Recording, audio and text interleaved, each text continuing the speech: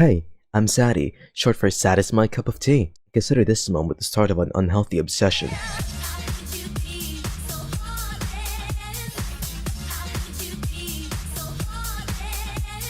From Boku no Kokoro no Yabayatsu, or simply The Dangers in My Heart, comes this premium prize figure for the character Yamada Anna, Bokuyaba's female lead. Not typically something you'd see here on the Sadi channel. Most of the time I take a look at mecha or mature women, and she isn't either of them, at least to my knowledge. But in all honesty, when I saw her listed online for a little over 20 bucks, I really couldn't resist not getting her. I love the Bokuyaba manga, so I definitely needed some form of Yamada on the shelf. This being the first of many.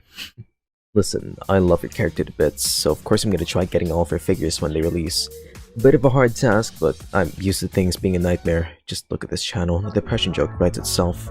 But put that aside, let's get this charmingly manga-inspired box opened up that was unceremoniously ruined by customs. Inside, you'll find the figure in 3 distinct parts, but assembly is very easy.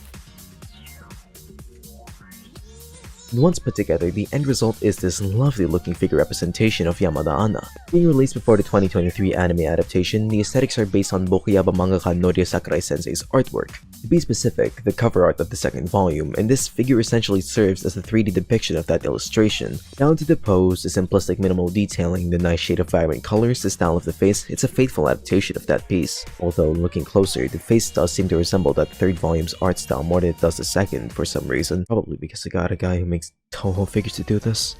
By no means a complaint, more just something I felt like I should point out. But what is a complaint is the manufacturing issues you'd find on the figure. Upon closer inspection, you could tell that there's an abundance of mold lines scattered throughout the figure, some swirl marks on both the blazer and the stool.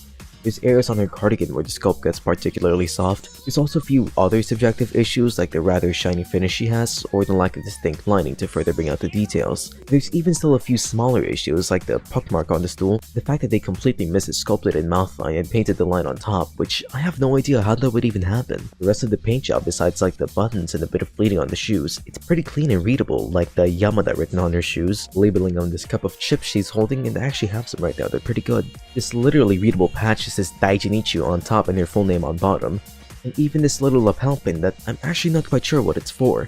If anybody does know, please leave it down in the comments below, as I'd love to know what it's actually for.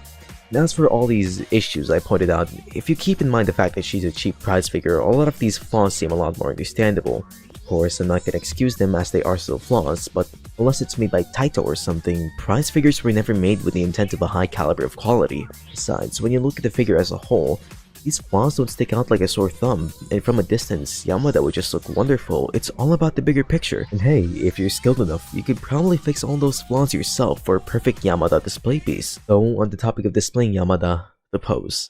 I'm not going to be pedantic and talk all about the subtle changes to the figure's pose. It's a 3D translation of a 2D drawing. Of course, there's bound to be some alterations.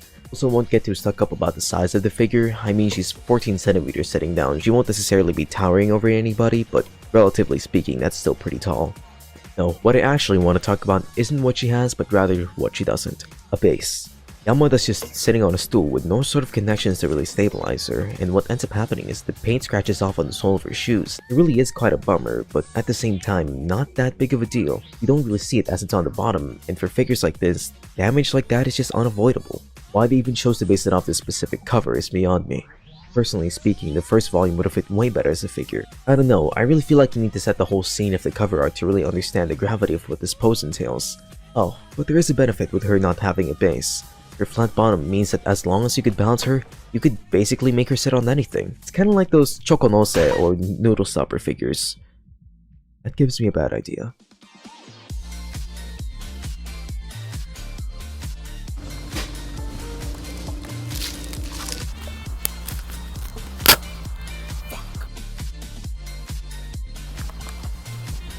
Wait, it works? Well, I guess it's what I expected from this figure. And as for what you'd be expecting from this figure, it's honestly not much. At face value, this is one incredibly simple figure, and it's pretty evident that I didn't have much to say. Her only distinct charm is that she's Yamada Anna, so if you aren't a fan of her character or the source material, this won't do anything for you. Would I recommend this? Sure, if you're a Bokuyaba fan, I guess, which I'm pretty sure you are. It's a cheap, neat little display piece. I mean, if you ask me, I do like my new desk companion before the rest of them arrive, but as a reviewer, it's my duty to be as objective as possible, so as for my final verdict, it's just a pretty average figure. 6+ out of 10, though I wish I could rank it higher. I'll be honest when I say that I only bought this purely because of this joke. So, you want some?